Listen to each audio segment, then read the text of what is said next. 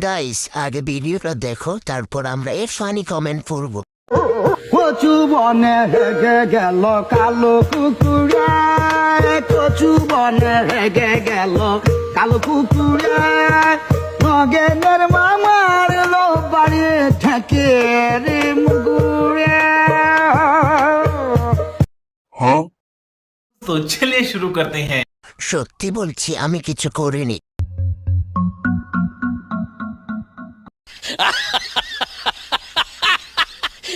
ভাই 12 দিয়ে শুনে দেখো। কচু বনে হেগে গেল কালো কুকুরে।